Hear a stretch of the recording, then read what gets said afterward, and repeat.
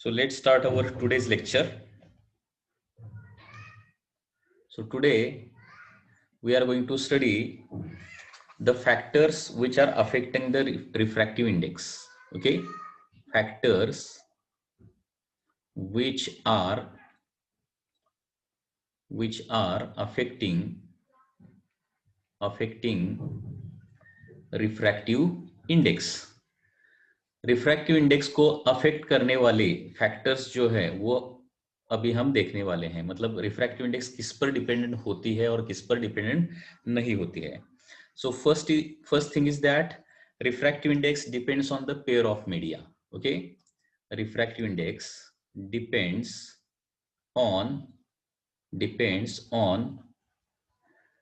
Pair of media. मतलब यहाँ पे दो मीडियम कौन से है, वो दो मीडियम की जो पेयर है, पेयर पर रिफ्रैक्टिव इंडेक्स डिपेंड होता है। उस पेयर में से अगर एक भी मीडियम चेंज होता है ना, तो रिफ्रैक्टिव इंडेक्स चेंज होता है। Refractive index is always given for a pair of medium.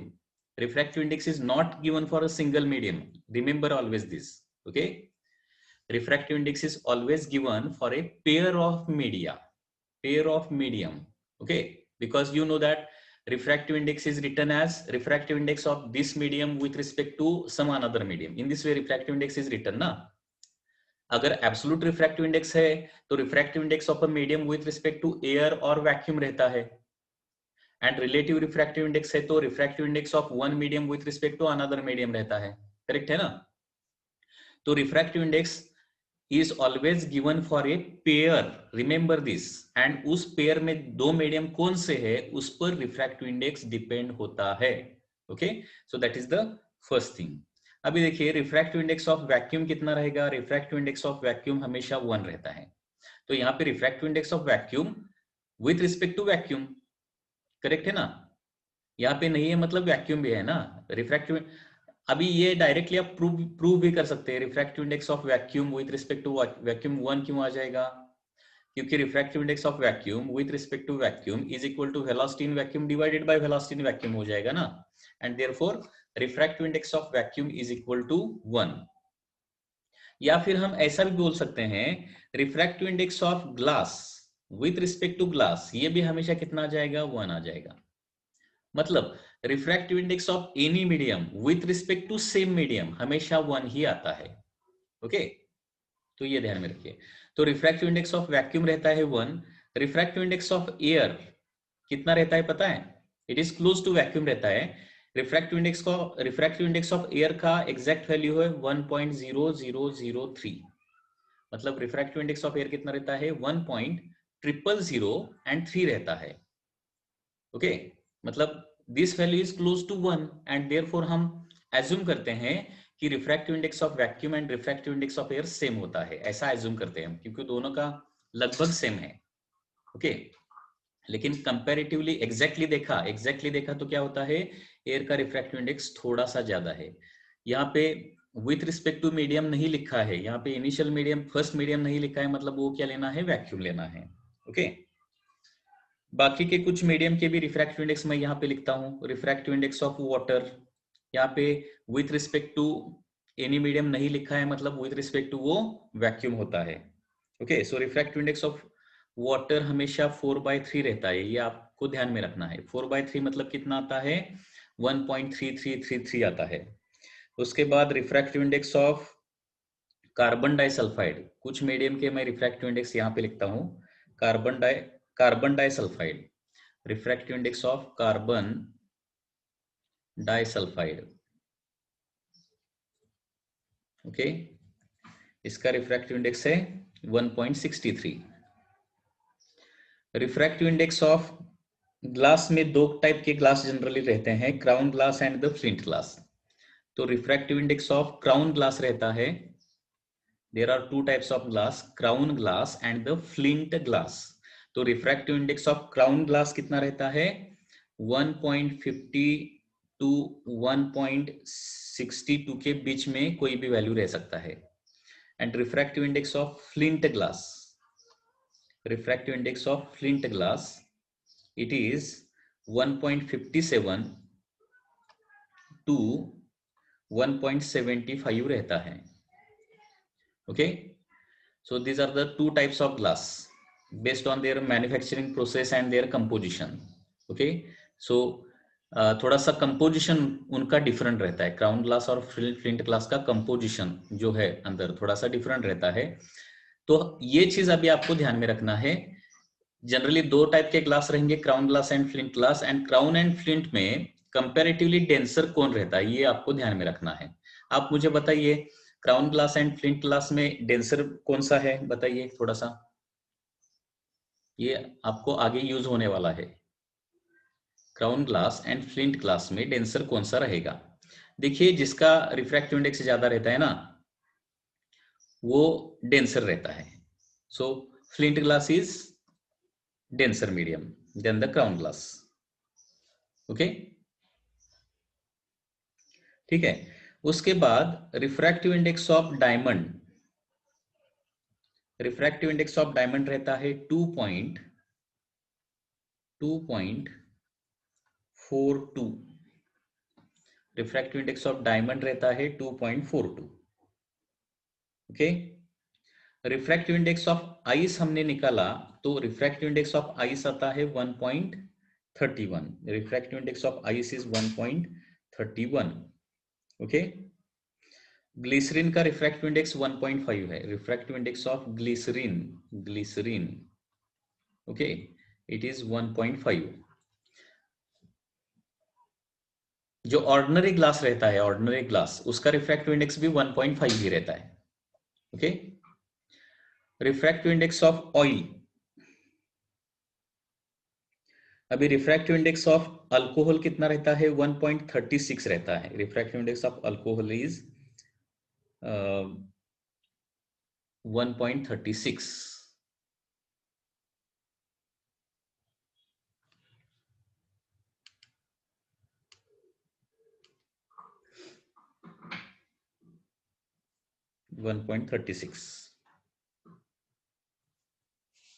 okay, so this is the first thing. Inversely proportional to density ऐसा कुछ नहीं रहता।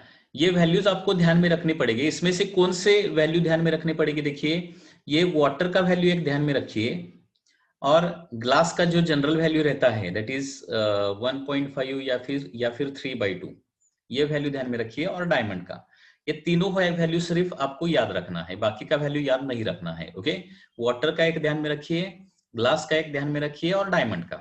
तीन वैल्यू तो आपको ध्यान में रहने चाहिए, ठीक है। तो ग्लास का रिफ्रैक्टिव इंडेक्स अबाउट 3/2 रहता है, वाटर का 1.33 रहता है, दैट इज 4/3 रहता है। ग्लास का 3/2, वाटर का 4/3, एंड डायमंड का 2.42, या फिर उसको 12/5 भी बोल सकते हैं। रेशियो में लिखना है तो अप्रोक्सीमेटली 12/5। ओके, ये तीन वैल्यूज आपको ध्यान में रहनी चाहिए, ठीक है। So refractive index depends on the pair of media, this is the first thing. Second thing is that one more thing related to refractive index, one more thing, there is one more important formula for the refractive index, और वो important formula क्या है? देखिए, refractive index of a medium is given by formula square root of mu r epsilon naught r.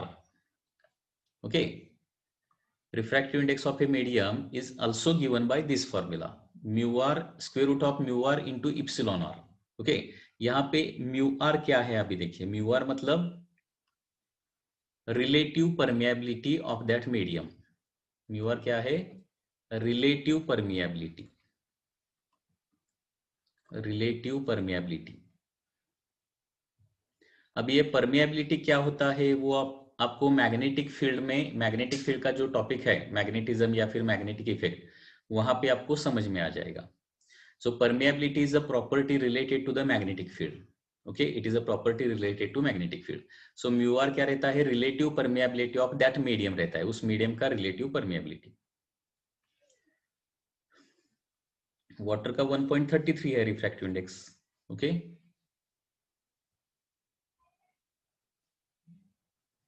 1.33 या फिर 4/3, ये ध्यान में रखिए।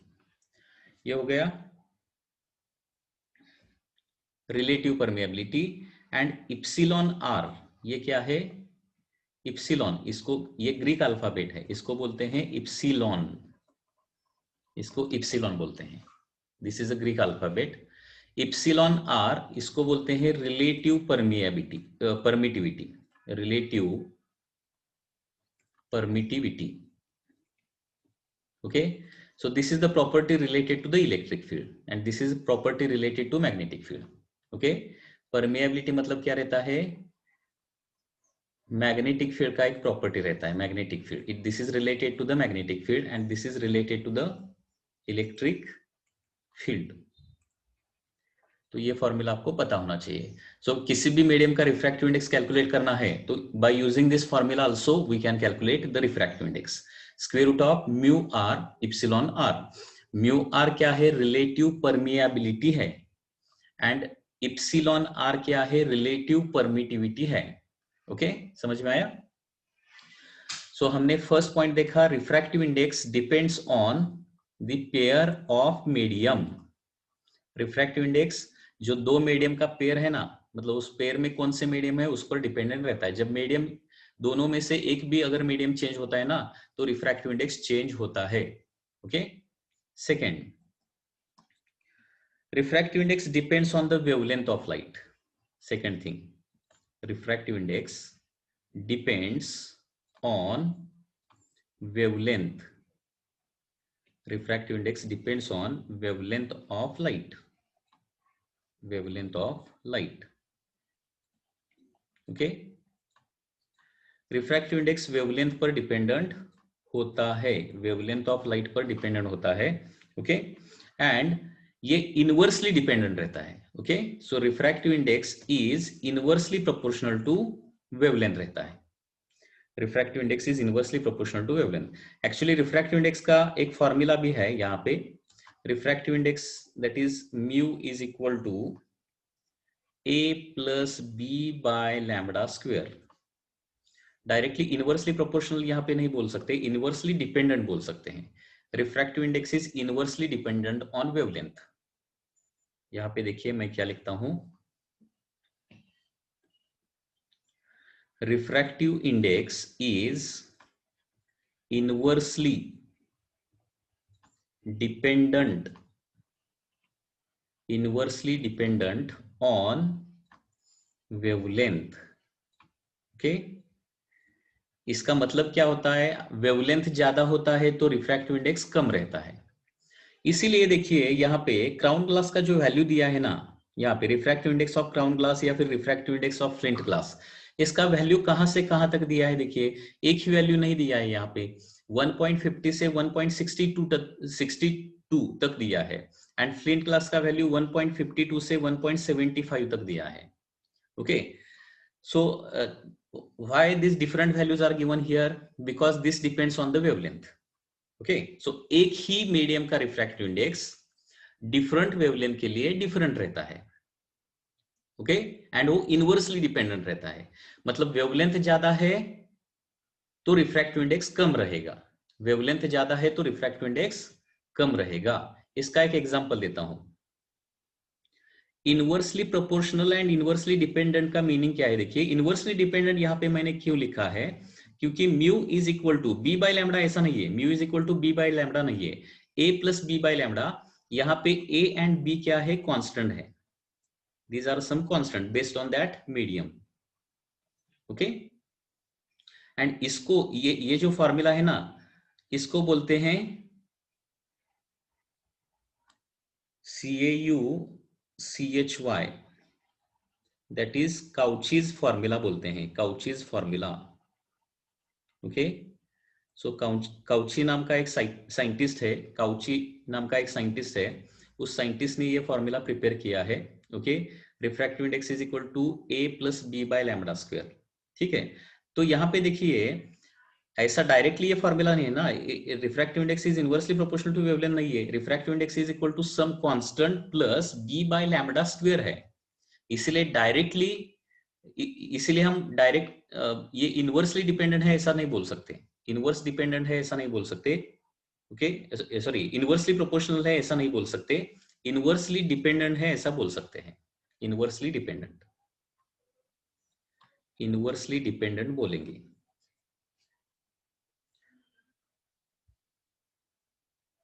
क्योंकि इनवर्सली प्रोपोर्शनल में क्या होता है, देखिए इनवर्सली प्रोपोर्शनल में अगर suppose A is inversely proportional to B है, तो इसका मीनिंग क्या होता है, B अगर हम हाफ करते हैं तो A क्या होता है, डबल हो जाता है। B को हम 2 टाइम्स करते हैं तो A क्या हो जाएगा, हाफ टाइम हो जाएगा। इसको बोलते हैं इनवर्सली प्रोपोर्शनल। एक डबल किया तो दूसरा हाफ हो जाएगा, एक ट्रिपल किया तो दूसरा 1/3 हो जाएगा, एंड सो ऑन। यहाँ पे लेकिन देखिए वेवलेंथ मैंने डबल किया तो रिफ्रैक्टिव इंडेक्स हाफ होता है क्या, हाफ नहीं होता, कम होता है लेकिन हाफ नहीं हो जाएगा exactly, and therefore it is not inversely proportional. Inversely dependent ही उसको बोलेंगे। Okay, inversely dependent.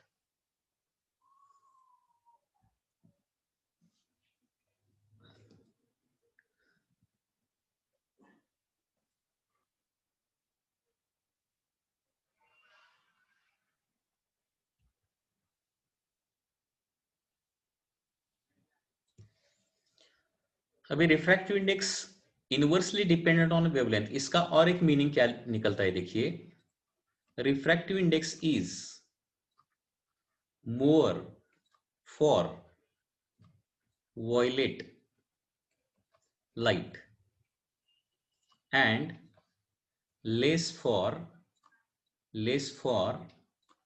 red light। Okay, क्योंकि देखिए हमने पढ़ा है सनलाइट में 7 कलर्स होते हैं, VIBGYOR, करेक्ट है ना, 7 कलर्स रहते हैं सनलाइट में, VIBGYOR। वायलेट का जो वेवलेंथ है ना, सो कितना रहता है, अप्रोक्सीमेटली 4000 एंगस्ट्रॉम रहता है, एंड रेड का जो वेवलेंथ रहता है ना, तो 7500 एंगस्ट्रॉम रहता है।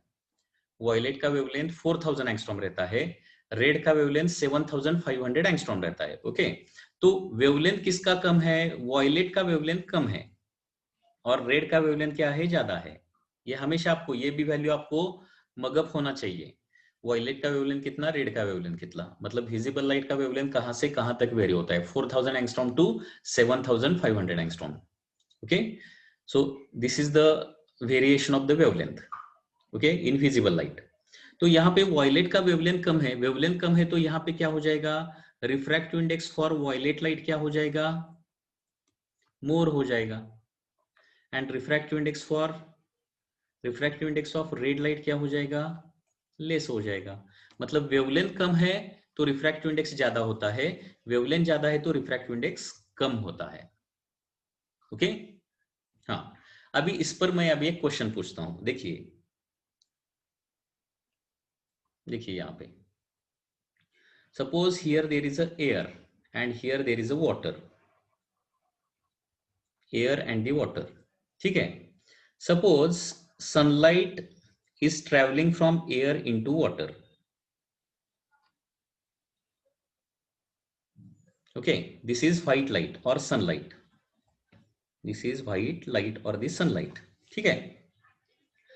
तो अभी देखिए व्हाइट लाइट में 7 कलर्स रहेंगे, 7 कलर, ठीक है, व्हाइट लाइट में 7 कलर रहेंगे, सभी का एंगल ऑफ इंसिडेंस कितना रहेगा, मतलब वायलेट रहने दो, इंडिगो रहने दो, येलो रहने दो, रेड रहने दो, सभी का एंगल ऑफ इंसिडेंस क्या रहेगा, सेम रहेगा। लेकिन अभी मुझे बताइए सभी का एंगल ऑफ रिफ्रैक्शन सेम रहेगा क्या, जब वाटर में जाएगा ना लाइट, व्हाइट लाइट जब एयर से वाटर में जाएगा तो सभी का एंगल ऑफ रिफ्रैक्शन सेम रहेगा क्या, सभी का एंगल ऑफ रिफ्रैक्शन सेम नहीं रहेगा, क्योंकि आपको पता है वो जनरल फॉर्मूला हमने अगर देखा म्यू इज इक्वल टू, या फिर हमारा जो फॉर्मूला है, कौन सा formula, μ1 sin theta 1 is equal to μ2 sin theta 2 use किया हमने, μ2 sin थीटा 2। ओके, तो एयर में क्या हो जाएगा, रिफ्रैक्टिव इंडेक्स ऑफ एयर कितना, 1 into sine of angle of incidence is equal to क्या हो जाएगा, रिफ्रैक्टिव इंडेक्स ऑफ वाटर, μ2 मतलब refractive index of water into sine of water में एंगल ऑफ रिफ्रैक्शन आर है, सपोज साइन आर, तो यहाँ पे refractive index of water into sine R, ये क्या रहेगा, कांस्टेंट रहेगा, क्योंकि सभी रे का एंगल ऑफ इंसिडेंस क्या है, उतना ही है, सो साइन आर का वैल्यू तो कांस्टेंट रहेगा। तो यहाँ पे देखिए अगर रिफ्रैक्टिव इंडेक्स ज्यादा है तो एंगल ऑफ रिफ्रैक्शन क्या आ जाएगा, कम आ जाएगा, क्योंकि mu W into sine R क्या रहना चाहिए, कांस्टेंट रहना चाहिए, कांस्टेंट रहना चाहिए। मतलब अगर रिफ्रैक्टिव इंडेक्स बढ़ता है तो एंगल ऑफ रिफ्रैक्शन क्या होना चाहिए, कम होना चाहिए। ओके, सो देयरफॉर अगर रिफ्रैक्टिव इंडेक्स का वैल्यू डिफरेंट है तो एंगल ऑफ रिफ्रैक्शन का वैल्यू भी क्या रहेगा, डिफरेंट रहेगा। एंड एंगल ऑफ रिफ्रैक्शन का वैल्यू डिफरेंट रहेगा मतलब क्या हो जाएगा, यहाँ पे सभी कलर का एंगल ऑफ रिफ्रैक्शन सेम नहीं रहेगा। मतलब क्या हो जाएंगे, ये रेज क्या हो जाएंगे, स्प्लिट हो जाएंगे। एंड इसको बोलते हैं डिस्पर्शन, इसको बोलते हैं डिस्पर्शन, डिस्पर्शन ऑफ लाइट। मतलब व्हाइट लाइट का डिफरेंट कलर में सेपरेशन होने के लिए, सेपरेशन होने के लिए क्या बोलते हैं, splitting up of white light into its constituent colours, that is called as dispersion. तो इस तरह से डिस्पर्शन होता है। ओके, मतलब व्हाइट लाइट जब एयर से वाटर में ट्रेवल करती है तो व्हाइट लाइट में जो रेज रहेंगे वेवग्योर, सभी का एंगल ऑफ इंसिडेंस उतना ही रहेगा, लेकिन सभी का एंगल ऑफ रिफ्रैक्शन सेम नहीं रहेगा। ओके, क्योंकि refractive index depends on the wavelength. Okay, तो जिसका ज्यादा वेवलेंथ है वहां पे रिफ्रैक्टिव इंडेक्स कम रहेगा। ओके, रिफ्रैक्टिव इंडेक्स कम है तो एंगल ऑफ रिफ्रैक्शन क्या रहता है, ज्यादा रहता है। अभी आप मुझे बताइए, ये आप मुझे बताइए, सपोज ये व्हाइट लाइट है, once again white light is incident like this. Okay, तो यहाँ पे सभी रेज क्या हो जाएंगे, सभी कलर्स क्या हो जाएंगे, स्प्लिट हो जाएंगे। सो दिस इज सपोज रे नंबर 1 एंड दिस इज रे नंबर 2 है। तो इसमें से रे नंबर 1 कौन से कलर का रहेगा, रे नंबर 2 कौन से कलर का रहेगा, ये आपको बताना है। रे नंबर 1 कौन सा रहेगा, रे नंबर 2 कौन सा रहेगा। तो इसके लिए आप एक प्रिंसिपल ध्यान में रख सकते हैं। अगर रिफ्रैक्टिव इंडेक्स ज्यादा है ना तो लाइट का बेंडिंग ज्यादा होता है, ये प्रिंसिपल हमेशा ध्यान में रखिए। अगर रिफ्रैक्टिव इंडेक्स ज्यादा रहता है ना, refractive index more, bending of light is more, bending is more. तो अभी आप मुझे बताइए रिफ्रैक्टिव इंडेक्स किसके लिए ज्यादा है, रिफ्रैक्टिव इंडेक्स रेड कलर के लिए ज्यादा है या फिर वॉयलेट कलर के लिए ज्यादा है, रिफ्रैक्टिव इंडेक्स किसके लिए ज्यादा है बताइए। यहाँ पे स्क्रीन में ऑलरेडी लिखा है ना, जिसका वेवलेंथ कम रहता है उसका रिफ्रैक्टिव इंडेक्स ज्यादा रहता है, जिसका वेवलेंथ कम उसका रिफ्रैक्टिव इंडेक्स ज्यादा। ठीक है, तो वायलेट का हमेशा इस लेक्चर के बाद कभी भी नहीं भूलना है, refractive index is more for violet colour and less for the red colour. Violet colour के लिए रिफ्रैक्टिव इंडेक्स हमेशा ज्यादा ही रहता है, रेड कलर के लिए रिफ्रैक्टिव इंडेक्स कम रहता है। ओके, वायलेट के लिए रिफ्रैक्टिव इंडेक्स ज्यादा, रेड के लिए रिफ्रैक्टिव इंडेक्स कम, म्यू वायलेट मोर, म्यू वायलेट मोर, ये ध्यान में रखना है। जिसका रिफ्रैक्टिव इंडेक्स ज्यादा होता है ना उसका बेंडिंग ज्यादा होता है। तो यहाँ पे देखिए बेंडिंग किसका ज्यादा हो गया है, रे 1 या फिर रे 2 का, किसका बेंडिंग ज्यादा हो गया है, वॉयलेट। ओके, सॉरी रे नंबर 1 का, रे नंबर 1 का बेंडिंग ज्यादा हुआ है एंड देयरफॉर रे नंबर 1 क्या होना चाहिए, 1 शुड बी वॉयलेट होना चाहिए and 2 should be red. Okay, 2 should be red. Air से वाटर जब जाते हैं ना तो इस तरह से ये हो जाएगा। तो मतलब यहाँ पे कौन सा रे रहेगा, मतलब वॉयलेट रहेगा कि रेड रहेगा, ये कैसे आइडेंटिफाई करना है। देखिए वंस अगेन, जिसका रिफ्रैक्टिव इंडेक्स ज्यादा रहता है उसका बेंडिंग ज्यादा रहता है, यही प्रिंसिपल आपको ध्यान में रखना है। ठीक है, सपोज वंस अगेन ऊपर यहाँ पे एयर है, नीचे यहाँ पे वाटर है and ray is traveling from so suppose white light, okay, so this is the white light, white light is traveling from water to the air, suppose this is normal, okay, so this is normal। देखिए white light is travelling from water to air, water से air में अभी white light travel कर रहा है। ठीक है,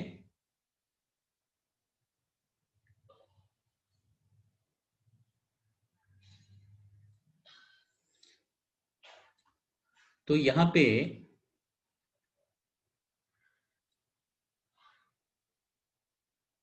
इस तरह से दो कलर स्प्लिट हो जाएंगे।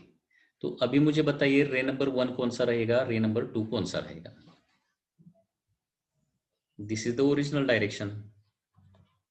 रे नंबर 1 कौन सा रहेगा, रे नंबर 2 कौन सा रहेगा सेकेंड डायग्राम में? मैंने प्रिंसिपल क्या बताया है? जिसका रिफ्रैक्टिव इंडेक्स ज्यादा होता है उसका बेंडिंग ज्यादा होता है। मतलब बेंडिंग किसका ज्यादा होता है ये आपको ध्यान में रखना है। वॉयलेट का बेंडिंग ज्यादा होता है। यहाँ पे बेंडिंग किसका ज्यादा हो गया है ये अभी देखिए। वॉयलेट का बेंडिंग हमेशा ज्यादा रहता है, ये आपको ध्यान में रखना है। सो रे नंबर 1 कौन सा और रे नंबर 2 कौन सा? तो यहाँ पे रे नंबर 1 रहेगा रेड एंड रे नंबर 2 रहेगा violet. Okay, so this is red and this is violet. क्योंकि देखिए this is the original direction ना, this is the original direction. तो यहाँ पे रेड कलर का बेंडिंग यहां से यहां तक ही हो गया है, क्योंकि रेड इनिशियली अभी इनिशियल डायरेक्शन रेड का यही था ना। व्हाइट लाइट का डायरेक्शन मतलब रेड कलर का डायरेक्शन, इनिशियल डायरेक्शन। ठीक है, तो रेड तो इतना ही बेंड हो गया, यानी वॉयलेट यहां से यहां तक बेंड हो गया, मतलब वॉयलेट का बेंडिंग ज्यादा हो गया है। तो बेंडिंग कैसे डिसाइड करना है? ओरिजिनल डायरेक्शन देखना है और फाइनल डायरेक्शन देखना है। जहां पे बेंडिंग ज्यादा होता है ओके वो वॉयलेट रहेगा।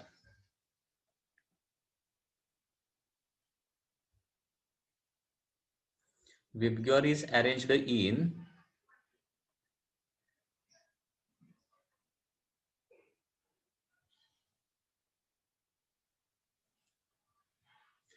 अभी देखिए जब लाइट एयर से वाटर में ट्रेवल करती है तो सभी कलर स्प्लिट हो जाते हैं एक्चुअली। ओके, सभी कलर स्प्लिट हो जाते हैं और वो कलर देखने के लिए हमें बिलो वाटर जाना पड़ेगा। Below water we can see all the colours.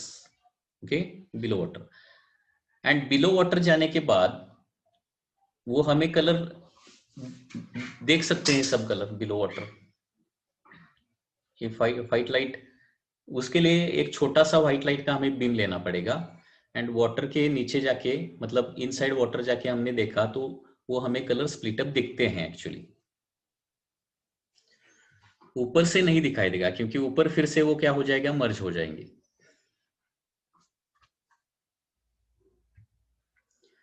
So refractive index किस पर डिपेंडेंट रहता है? First thing is that refractive index depends on the medium. Second thing is that refractive index depends on the wavelength. Okay, उसमें कौन सी चीज आपको ध्यान में रखनी है? Refractive index is more for the violet colour and refractive index is red for less for the red colour. तो यहाँ पे देखिए, यहाँ पे मैंने क्राउन ग्लास और फ्लिंट ग्लास का वैल्यू लिखा है 1.50 से 1.62। अभी आप मुझे बताइए ये 1.50 value refractive index of crown glass for which colour रहेगा? विच कलर 1.50 का वैल्यू कौन से कलर के लिए रहेगा? रेड के लिए रहेगा या फिर वॉयलेट कलर के लिए रहेगा 1.50?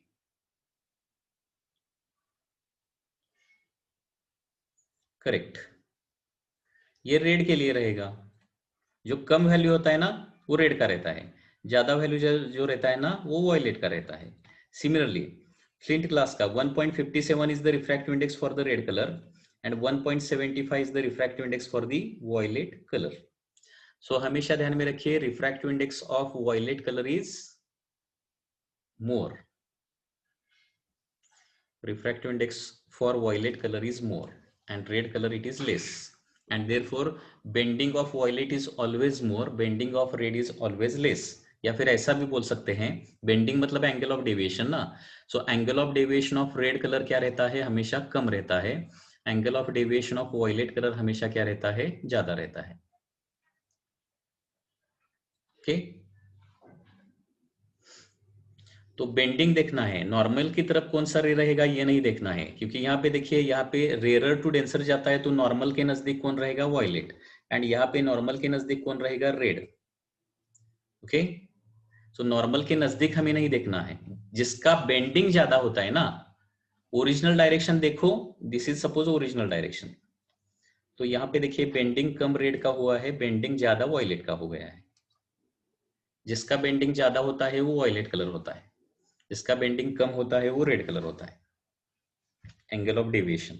ठीक है, उसके बाद third point, third factor, refractive index depends on temperature. Refractive index depends on temperature. Depends on temperature. Refractive index temperature पर भी डिपेंडेंट रहता है. First, refractive index pair of medium पर डिपेंडेंट रहता है. सेकंड, वेवलेंथ पर डिपेंडेंट रहता है. एंड थर्ड, टेम्परेचर पर डिपेंड रहता है, किसी भी मीडियम के टेम्परेचर पर. मतलब मीडियम का टेम्परेचर हमने बढ़ाया तो उसका रिफ्रैक्टिव इंडेक्स कम होता है. ओके, ये ध्यान में रखना है. When temperature increases, temperature increases, refractive index decreases. ये ध्यान में रखना है.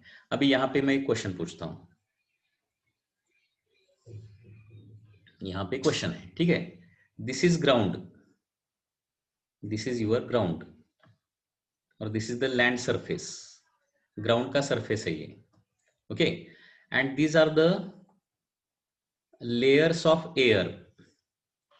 These are air layers. ठीक है. तो यहां पे क्वेश्चन क्या है, in summer season, summer season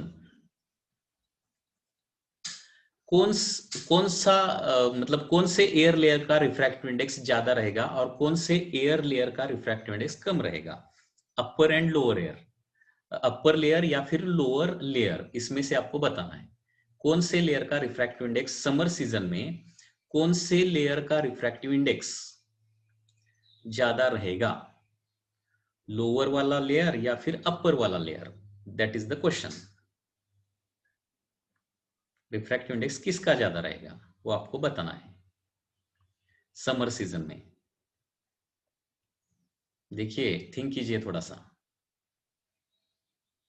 आपको पता होना चाहिए समर सीजन में. देखिए, ग्राउंड क्या होता है, ground is very hot. Okay, ground का टेम्परेचर बहुत हाई रहता है. एंड ग्राउंड से जब हम ऊपर जाते हैं ना तो क्या होता है आपको पता होना चाहिए.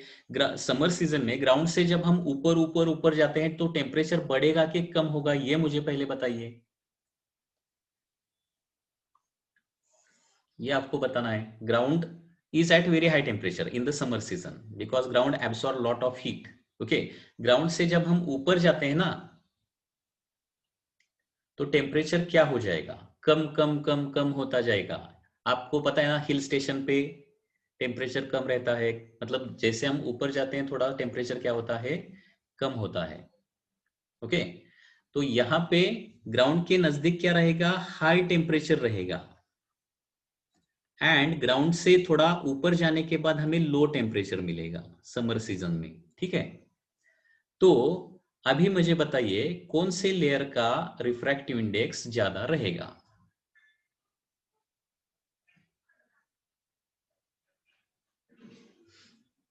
Correct. Okay, so here refractive index of upper air layers is more. Okay, ऊपर वाले जो लेयर रहते हैं ना उसका टेम्परेचर कम रहता है. Okay, and therefore refractive index ज्यादा रहता है क्योंकि temperature increases, refractive index decreases. Okay, ठीक है. तो अभी इस पर और एक मैं क्वेश्चन पूछता हूं. देखिए, these are the air layers. Okay, ये एयर के लेयर है. ठीक है, एंड यहां पे नीचे हाई टेम्परेचर है.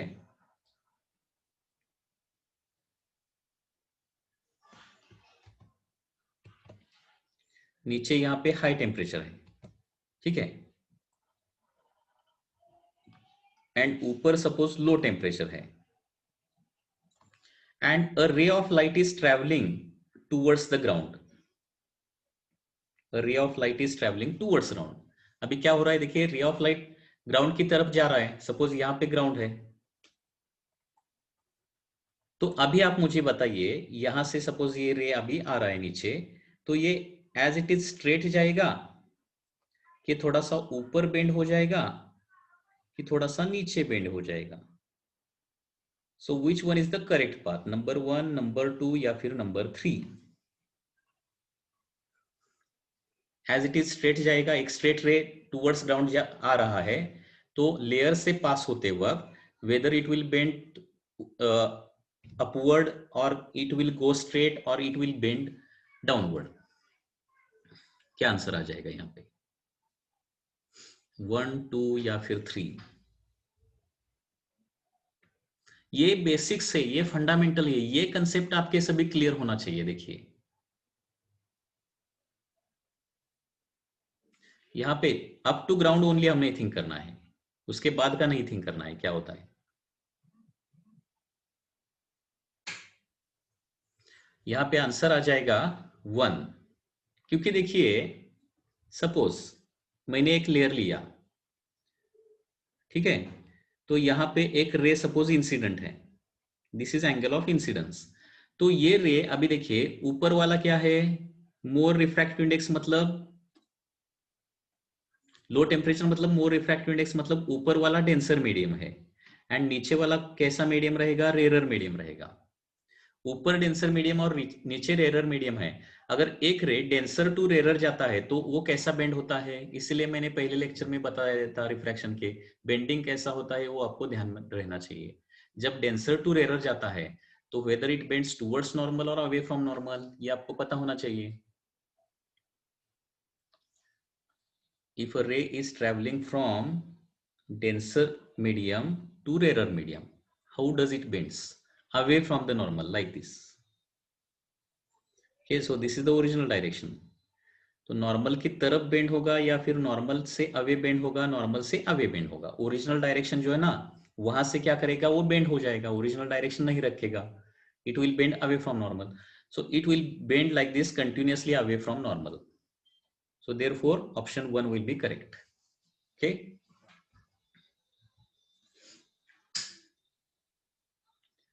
अभी और एक क्वेश्चन पूछता हूं। In cold countries, in cold countries,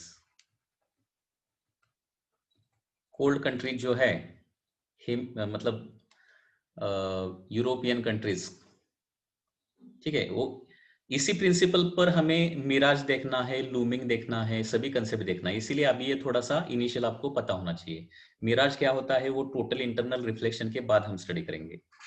okay, refractive index density पर डिपेंडेंट करेगा, डेंसिटी पर डिपेंडेंट, डेंसिटी ऑफ मटेरियल पर डिपेंडेंट कर सकता है। कोल्ड कंट्रीज में देखिए थोड़ा सा उल्टा होता है। कोल्ड कंट्रीज में, ये तो हो गया हॉट कंट्रीज या फिर समर सीजन का। कोल्ड कंट्रीज में सपोज दिस इज ग्राउंड, तो ग्राउंड बहुत कोल्ड रहता है, कोल्ड। सो नीचे वाला जो एयर लेयर है ना, तो यहाँ पे थोड़ा सा उल्टा होता है, कोल्ड कंट्रीज में उल्टा होता है। क्या होता है देखिए, यहाँ पे ग्राउंड के नजदीक जो एयर लेयर रहेंगे ना, वो रहेंगे एट लो टेम्परेचर, ठीक है, एंड ऊपर वाली जो लेयर्स है ना वो हाई टेम्परेचर पर रहेंगे। ये दोनों चीजें आपको ध्यान में रखनी पड़ेगी। समर सीजन में क्या होता है एंड कोल्ड कंट्रीज में क्या होता है, जहां पे मोस्टली सरफेस पर आइस रहता है, आइस सरफेस पर, ठीक है। तो यहाँ पे अगर ये ग्राउंड है तो ग्राउंड का टेम्परेचर बहुत रहता है, and the air which is in contact with ground, जो एयर ग्राउंड के कांटेक्ट में है ना, वो हीट क्या करती है, लूज करती है heat, and therefore it is at low temperature, and थोड़ा सा ऊपर जाने पर हमें क्या मिलेगा, थोड़ा सा हाई टेम्परेचर मिलेगा। तो यहाँ पे रिफ्रैक्टिव इंडेक्स कैसा रहेगा, refractive index of upper layer will be क्या रहेगा, हाई टेम्परेचर मतलब less refractive index, and low temperature मतलब मोर रिफ्रैक्टिव इंडेक्स। तो अभी यहां पे मैंने अगर क्वेश्चन पूछा, अभी यहां पे रे इज ट्रेवलिंग टुवर्ड्स ग्राउंड, तो ये रे अभी कैसा ट्रेवल करेगा, whether it will bend like this straight और लाइक दिस, बताइए 1, 2 या फिर 3? अभी ऑप्शन आ जाएगा number 3 will be correct. If ray is travelling towards ground it will be like this. Okay, या फिर ऐसा भी हो सकता है, सपोज एक रे ग्राउंड से ऊपर जा रहा है, ग्राउंड से ऊपर, ग्राउंड से ऊपर, तो वो कैसा बेंड करेगा, मतलब ऐसे जाएगा कि ऐसे जाएगा, नंबर 1 या फिर नंबर 2, बताइए। एक रे डायग्राम निकाल के देखिए ना तो समझ में आ जाएगा। सपोज ये ओरिजिनल रे है, ये ऊपर ऊपर जाने वाला रे थिंक कीजिए, ठीक है। तो यहाँ पे कैसे डेंसर टू रेरर जा रहा है ना, नीचे डेंसर मीडियम है, यहाँ पे मोर रिफ्रैक्टिव इंडेक्स मतलब डेंसर मीडियम, ऑप्टिकली डेंसर। यहाँ पे डेंसिटी का मतलब मटेरियल का डेंसिटी हमें नहीं लेना है, ऑप्टिकली डेंसर बोल रहे हैं। तो यहाँ पे रे ऑप्टिक्स में जब भी हम डेंसर बोलते हैं ना, तो डेंसर मतलब मटेरियल का डेंसिटी थिंक नहीं करना है, ऑप्टिकल डेंसिटी थिंक करना है, ऑप्टिकल डेंसर मीडियम, ठीक है। तो यहाँ पे this is the original direction, this is the normal, okay, and if a ray is traveling from denser to the rarer medium, it bends away from normal na, away from normal. So answer क्या आ जाएगा, answer 2 will be correct. And इसीलिए cold countries में क्या होता है, देखिए cold countries में आपको एक एग्जांपल देता हूं, कोल्ड कंट्रीज में क्या होता है। सपोज यहाँ पे एक शिप है, शिप, ओके, यहाँ पे सपोज एक शिप है एंड यहाँ पे एक ऑब्जर्वर है। तो यहां से शिप से रिफ्लेक्टेड रे जो है ना, शिप से reflected ray which are travelling in upward direction, okay, वो क्या होता है, ऊपर जाते हैं और वो कंटिन्यूअसली नीचे नीचे नीचे बेंड होते हैं और वो नीचे आते हैं इस तरह से, मतलब it bends in downward direction and reaches the observer, and therefore for the observer thinks, so observer think that these rays are coming from the upward, and therefore he can see one inverted image of that ship in the sky. मतलब उस observer को क्या दिखता है, इस ship का आकाश में, sky में इन्वर्टेड इमेज दिखता है। इस फेनोमेनन को बोलते हैं लूमिंग, लूमिंग फेनोमेनन बोलते हैं, looming. Okay, so this phenomenon is called as looming.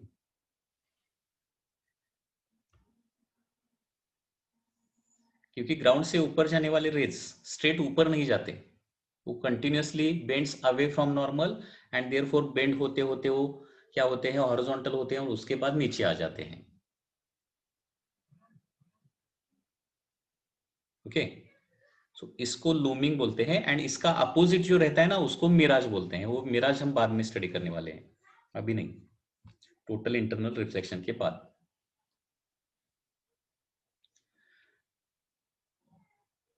वो इमेज उल्टा ही दिखेगा ना, उल्टा इन्वर्टेड इमेज दिखेगा, क्योंकि यहां से निकलने वाले रेज जो है ना ऐसे बेंड हो जाएंगे, ऐसे आ जाएंगे, and therefore this rays appears to come from upper point like this, so inverted image बन जाएगा। सो कोल्ड कंट्रीज में ऐसा भी दिख सकता है, मतलब एक शिप जो वाटर में नीचे सरफेस पर चल रहा है वो आपको स्काई में भी थोड़ा सा उसका इमेज दिख सकता है। सो इन दिस वे हमने देखा refractive index depends on pair of media, उसके बाद हमने देखा refractive index depends on the wavelength. Okay, उसमें पक्का ध्यान में रखना है रिफ्रैक्टिव इंडेक्स वायलेट का ज्यादा रहता है, रेड का कम रहता है।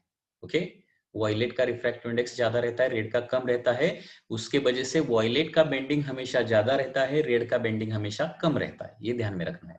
उसके बाद refractive index depends on the temperature. Okay, air का रिफ्रैक्टिव इंडेक्स टेम्परेचर चेंज होने पर चेंज होता है, ठीक है, and due to that different air layers have different refractive index according to the temperature.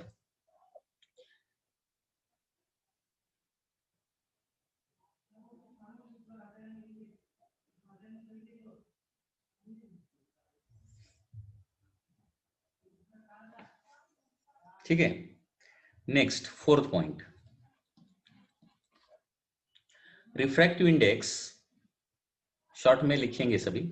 Refractive index angle of incidence पर dependent होता है क्या, तो ये भी आपको ध्यान में रखना है। Refractive index does not depend on angle of incidence, refractive index doesn't depend on angle of incidence, angle of incidence.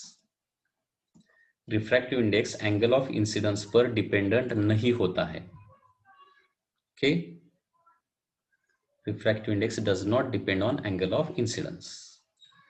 तो आज के लेक्चर में क्या क्या देखा, देखिए रिवीजन लेता हूं फिर एक बार शॉर्ट में। फर्स्ट हमने क्या देखा, रिफ्रैक्टिव इंडेक्स मीडियम पर डिपेंडेंट रहता है। मीडियम मतलब पेयर ऑफ मीडियम, ठीक है। जिसका रिफ्रैक्टिव इंडेक्स ज्यादा है उसका जिसका रिफ्रैक्टिव इंडेक्स ज्यादा है उसको हम डेंसर मीडियम बोलेंगे, जिसका रिफ्रैक्टिव इंडेक्स कम है उसको रेरर मीडियम बोलेंगे, ठीक है। उसके बाद हमने देखा रिफ्रैक्टिव इंडेक्स वेवलेंथ पर डिपेंडेंट रहता है। And refractive index and wavelength कैसा डिपेंडेंट रहता है, इनवर्सली डिपेंडेंट रहता है। मतलब wavelength more, refractive index less. Okay, wavelength, if wavelength is more, refractive index is less, and therefore refractive index of the violet color हमेशा क्या रहता है, more than refractive index for the red colour. क्योंकि red का wavelength ज्यादा होता है, violet का वेवलेंथ कम होता है, एंड देयरफॉर वॉयलेट के लिए रिफ्रैक्टिव इंडेक्स ज्यादा रहेगा, रेड के लिए रिफ्रैक्टिव इंडेक्स कम रहेगा। मतलब बेंडिंग ज्यादा किसका रहेगा, bending of violet is always more. मतलब लाइट जब एक मीडियम से दूसरे मीडियम जाती है ना, तो डिफरेंट कलर डिफरेंट अमाउंट में बेंड होते हैं, and therefore they get split up, and due to that only dispersion takes place. क्योंकि सभी कलर के लिए एंगल ऑफ इंसिडेंस तो उतना ही रहेगा, लेकिन म्यू डिफरेंट होने के वजह से सभी कलर का एंगल ऑफ रिफ्रैक्शन डिफरेंट हो जाएगा। एंगल ऑफ रिफ्रैक्शन डिफरेंट मतलब क्या हो जाएगा, डिफरेंट कलर के पाथ डिफरेंट रहेंगे, and therefore all the color gets split up from the white light and we get the dispersion of light. Dispersion मतलब white color के मतलब white light के जो colors है वो split up हो जाते हैं। ओके, एंड थर्ड हमने देखा टेम्परेचर। ओके, सो टेम्परेचर मोर means refractive index less. Okay, और इसमें हमने शॉर्ट में क्या देखा, देखिए इसमें हमने देखा कि समर सीजन में क्या होता है। समर सीजन में ये जो एयर लेयर्स हैं, इसमें लोअर वाला जो लेयर है वो हाई टेम्परेचर रहेगा, उसका मीनिंग क्या होता है, रिफ्रैक्टिव इंडेक्स लेस रहेगा, एंड यहाँ पे रिफ्रैक्टिव इंडेक्स मोर रहेगा। Refractive index less, refractive index more. Okay, if a ray of light is traveling down it bend like this, bend upward, ये bend upward होता है। ओके, या फिर ऊपर जाने वाला रे क्या हो जाएगा, यहाँ पे रेरर टू डेंसर मीडियम, मतलब ये नीचे ऊपर जाने वाला रे क्या हो जाएगा, करेक्ट है ना,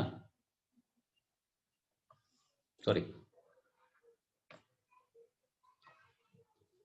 देखिए यहाँ पे डायग्राम निकाल के देखना पड़ेगा। यहाँ पे रेरर मीडियम है, यहाँ पे डेंसर मीडियम है।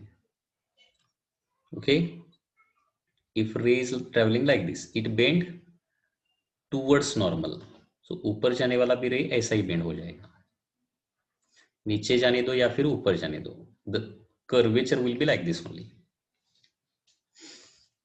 ओके, एंड कोल्ड कंट्रीज में क्या होता है,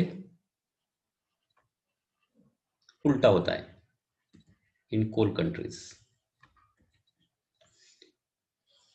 यहाँ पे नीचे वाले जो एयर लेयर्स है वो लो टेम्परेचर रहेंगे, मतलब रिफ्रैक्टिव इंडेक्स मोर रहेगा, एंड यहाँ पे रिफ्रैक्टिव इंडेक्स लेस रहेगा। Okay, so this is a denser medium, this is rarer medium, and if a ray of light is traveling down it will bend like this, and if it is traveling up it will bend like this। इसलिए ऊपर जाने वाले raise, मतलब किसी भी object से निकलने वाले ऊपर जाने वाले रेज फिर से क्या होते हैं, ग्राउंड पर आ जाते हैं, reflected rays. Okay, so in this way आपको ये ध्यान में रखना है। Next we are going to study some example जो आपके बेसिक के लिए जो इंपॉर्टेंट एग्जाम्पल है वो हम देखने जा रहे हैं अभी। Suppose a diagram is given to you like this, okay, a diagram is given to you like this,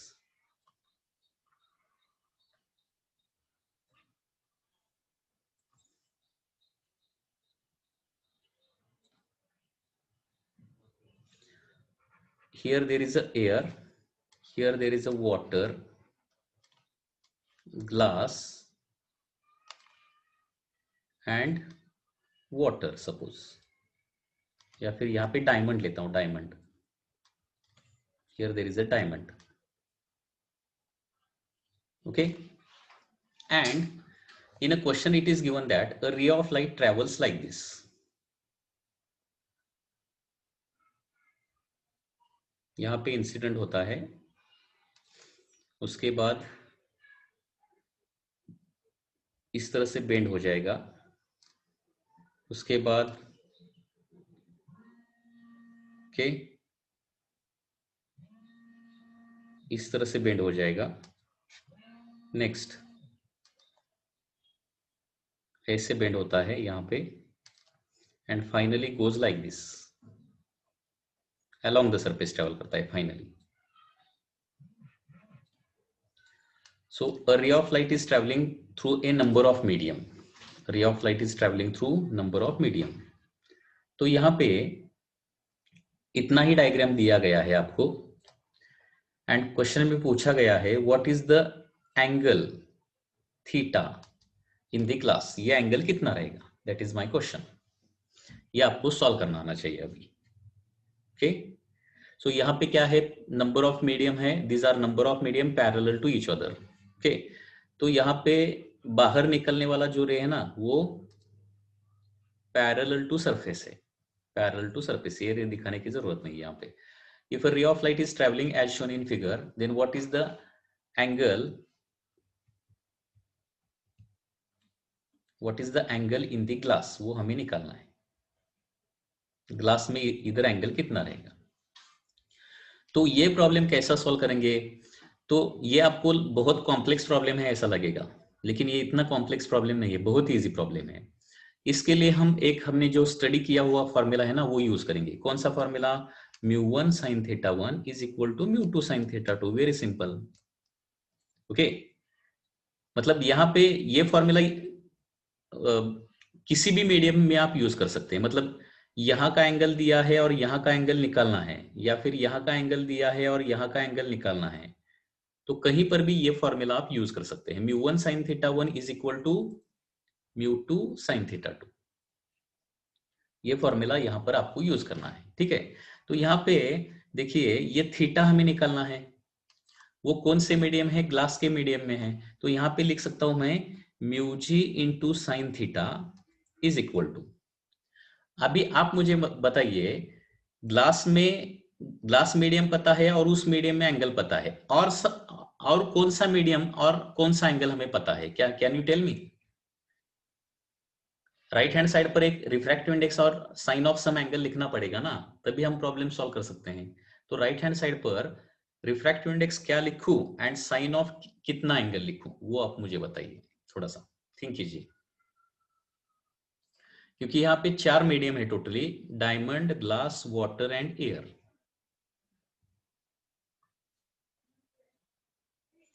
correct Vignesh, correct. यहाँ पे देखिए this is normal, and question में दिया गया है ray is travelling along the surface. ठीक है, तो यहाँ पे भी एंगल मिलता है ना इस मीडियम में. इस मीडियम में एंगल कितना आ जाएगा, 90 डिग्री. एंड वो कौन से मीडियम में है, एयर के मीडियम में है. तो एयर का रिफ्रैक्टिव इंडेक्स कितना रहेगा, 1. एयर का रिफ्रैक्टिव इंडेक्स जनरली हम 1 लेते हैं इंटू साइन 90. ओके, क्योंकि एयर में एंगल कितना है, 90 degree. So μj sin theta is equal to 1 into sine 90. अभी रिफ्रैक्टिव इंडेक्स का ग्लास आपको पता है, it is 3/2. Sine theta is equal to right hand side 1 आ जाएगा, because sine 90 is equal to 1. So sine theta आ जाएगा 2/3. 2/3 means 0.6667. 0.6667. Okay, देखिए मैंने क्या यहाँ पे क्या लिखा है, देखिए μ1 sin θ 1 is equal to μ2 sin θ 2. इस एग्जाम्पल, इस फॉर्मूला का मीनिंग पहले समझिए. यहाँ पे लेफ्ट हैंड साइड को क्या लिखना है, एक मीडियम का रिफ्रैक्टिव इंडेक्स और उसी मीडियम का एंगल लिखना है. दूसरे साइड को दूसरे मीडियम का रिफ्रैक्टिव इंडेक्स और उसी मीडियम का एंगल लेना है. अभी देखिए हमें क्या निकालने के लिए बोला है, यहाँ पे ग्लास में कितना एंगल है, ग्लास मीडियम में यहाँ पे कितना एंगल है ये हमें निकालना है।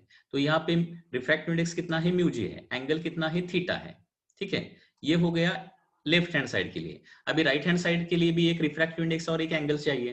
तो अभी यहाँ पे वाटर में तो रिफ्रैक्टिव इंडेक्स पता है, लेकिन एंगल यहाँ पे पता नहीं है एग्जैक्टली कितना है। डायमंड का रिफ्रैक्टिव इंडेक्स हमें पता है, लेकिन यहाँ पे भी एंगल कितना है ये पता नहीं है हमें। ठीक है, लेकिन यहाँ पे एक कंडीशन दिया गया है कि एयर में क्या होता है, rays travelling along the surface, ये क्वेश्चन में दिया गया है। If rays travelling along the surface, तो यहाँ पे नॉर्मल के साथ वो रे कितना एंगल करेगा, 90 डिग्री एंगल करेगा। तो यहाँ पे 90 डिग्री एंगल मिलता है। एंड यहाँ पे मीडियम कौन सा है, एयर मीडियम है, ऐसा दिया गया है ना। तो इसका रिफ्रैक्टिव इंडेक्स भी पता है हमें, एयर का रिफ्रैक्टिव इंडेक्स 1 लेना है। एग्जैक्टली कितना है, 1.0003 है, लेकिन अप्रोक्सीमेटली उसको 1 ले सकते हैं। सो एयर का रिफ्रैक्टिव इंडेक्स 1, ठीक है ना। तो नहीं तो ये फॉर्मूला ऐसा लिखता हूं, अगर समझ में नहीं आ रहा तो ऐसा भी लिखूंगा, mu G into sine theta G is equal to mu A into sine theta A. मतलब refractive index of glass 3/2, sine of angle in glass हमें निकालना है, दैट इज थीटा निकालना है। रिफ्रैक्टिव इंडेक्स ऑफ एयर कितना है, 1 है ना, इंटू एयर में एंगल कितना है वो दिखाई देता है हमें क्वेश्चन में, साइन 90। तो यहाँ पे 3/2 sine theta is equal to 1 into sine 90, मतलब 1 ही होता है ना, 1 इंटू 1 कितना हो जाएगा, 1 ही हो जाएगा। So sine theta is equal to क्या आ जाएगा, 2/3, दैट इज 0.6667 आ जाएगा, 0.6667। अभी थीटा अप्रोक्सीमेटली कितना आ जाएगा, क्या आप बता सकते हैं? अप्रोक्सीमेटली मतलब कौन से दो वैल्यू के बीच में थीटा रहेगा, कौन से दो वैल्यू के बीच में रहेगा थीटा। उसके लिए अभी सभी वैल्यूज लिखिए साइन का। साइन 30 का वैल्यू रहता है 0.5, साइन 45 का वैल्यू रहता है 1, साइन 53 का भी वैल्यू हमें पता है, सॉरी 1 नहीं रहता साइन 45 का, 1/√2 मतलब 0.7072 रहता है, सॉरी, ओके, 1/√2। उससे मतलब यहाँ पे ये जो वैल्यू है ना 0.6667, 0.5 एंड 0.7072 के बीच में है। तो यहाँ पे एंगल हमारा 30 to 45 के बीच में रहना चाहिए। ओके, तो आंसर इस तरह से आप गेस कर सकते हैं, 30 to 45 के बीच में रहेगा ना। 1/√2 का वैल्यू कितना रहता है, उतना ही रहता है, 0.7072। 60 डिग्री का √3/2 रहता है, √3/2। साइन 45, जस्ट अ मिनट मैं देखता हूं फिर एक बार एग्जैक्ट वैल्यू कितना आता है। देखिए sine inverse of 0.6667, exact value 41.82 आता है। Theta is equal to 41.82 degree आता है एग्जैक्ट वैल्यू। मतलब ये वैल्यू देख के हमें पता चलता है। क्वेश्चन में जनरली एक तो इसका साइन इनवर्स दिया जाएगा, या फिर आंसर साइन इनवर्स ऑफ 2/3 बोलेंगे, या फिर 30 to 45 के बीच में एक ही आपको आंसर दिया जाएगा। Why 3/2 taken? Refractive index of glass मैंने पता है ना आपको, रिफ्रैक्टिव इंडेक्स ऑफ ग्लास 3/2 रहता है, वो आपको ध्यान में रखना है। 1.5 रहता है रिफ्रैक्टिव इंडेक्स ऑफ ग्लास, या फिर क्वेश्चन में दिया जाता है। Okay, refractive index of glass 3/2 क्यों लिखा, क्योंकि वो आपको पता होना चाहिए। मैंने हमेशा आपको बोला है 3 मीडियम का रिफ्रैक्टिव इंडेक्स एटलीस्ट ध्यान में रखिए। वाटर का ध्यान में रखिए, ग्लास का ध्यान में रखिए, डायमंड का। ओके, वाटर का 4/3 या फिर 1.33, ग्लास का 3/2 या फिर 1.5, 3/2 या फिर 1.5, एंड डायमंड का 12/5 या फिर 2.4। ओके, ये ध्यान में रखना है आपको।